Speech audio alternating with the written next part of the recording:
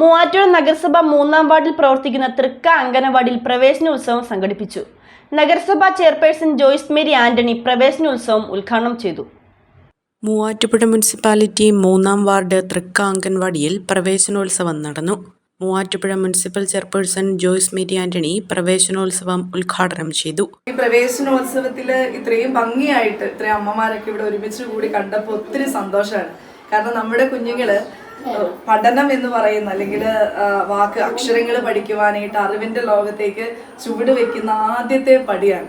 അപ്പൊ അത് ഏറ്റവും മനോഹരമാക്കുക. അവരുടെ ജീവിതത്തിൽ ഏറ്റവും പ്രധാനപ്പെട്ട അവരുടെ ജീവിതത്തിൽ ആരാവണം എന്താവണം എന്ന് നിർണ്ണയിക്കപ്പെടേണ്ടതിന്റെ ആദ്യ പടിയാണ് അംഗനവാടിയിലെ ആദ്യ ദിവസം എന്ന് പറയുന്നത്. അപ്പൊ ആദ്യ ദിവസം അതിമനോഹരമാക്കുക എന്നുള്ള കടമ നമുക്കുണ്ട്. പലപ്പോഴും പിള്ളേരെ കൊണ്ട് ചേർത്തിട്ട് അവരങ്ങ് പോവുക ചെയ്യുക. അതൊരു എന്താ പറയുക, കുറച്ച് സമയം പകല് ചെലവഴിക്കാനുള്ള ഒരു സ്ഥലമായിട്ടാണ് നമ്മൾ അംഗനവാടികളെ കാണുക. പക്ഷെ അങ്ങനെയല്ല, അവരുടെ സ്വഭാവ രൂപവൽക്കരണത്തിന്റെ വലിയൊരു പങ്ക് അംഗനവാടികൾ വഹിക്കുന്നുണ്ട്. നിങ്ങൾ ശ്രദ്ധിച്ചിട്ടുണ്ടെങ്കിൽ മനസ്സിലാവാം, അംഗനവാടി ടീച്ചറെ ഇമിറ്റേറ്റ് ചെയ്യുന്ന കുട്ടികളായിരിക്കും വീട്ടിൽ വന്നാൽ കൂടുതൽ ആളുകളും, അല്ലേ? ടീച്ചർ എങ്ങനെ പറഞ്ഞാൽ ടീച്ചർ അങ്ങനെയല്ല പറഞ്ഞേ, ടീച്ചർ ഇങ്ങനെയാ പറഞ്ഞത്, അമ്മ പറഞ്ഞ പോലെ അല്ല. കാരണം അമ്മ പറയുന്നതിൽ കൂടുതൽ അവർ പ്രാധാന്യം കൊടുക്കുന്ന ആരാ? ടീച്ചർ പറയുന്നതിനാ. അമ്മ പറയണ പോലല്ല, ടീച്ചർ ഇങ്ങനെയാ പറഞ്ഞത്.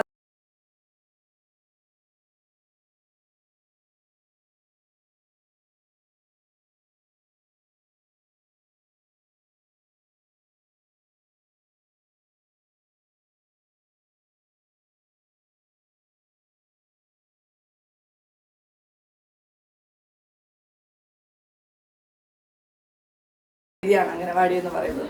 വാർഡ് കൗൺസിലറും വിദ്യാഭ്യാസ സ്റ്റാൻഡിംഗ് കമ്മിറ്റി ചെയർപേഴ്സണുമായ ഷഹന മാഹിൻ ചടങ്ങിൽ അധ്യക്ഷത വഹിച്ചു.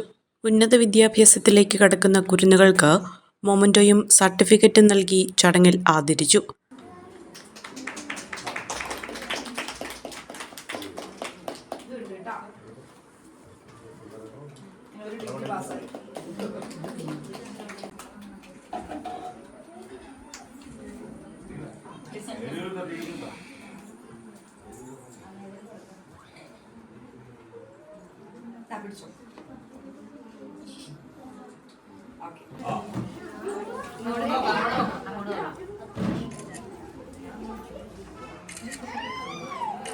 സൗഹൃദ residents association secretary Mahin Veliyathukudi, anganwadi teacher Babitha Akbar, anganwadi helper Hawwa, കുട്ടികളുടെ മാതാപിതാക്കൾ, നാട്ടുകാർ എന്നിവർ ചടങ്ങിൽ പങ്കെടുത്തു.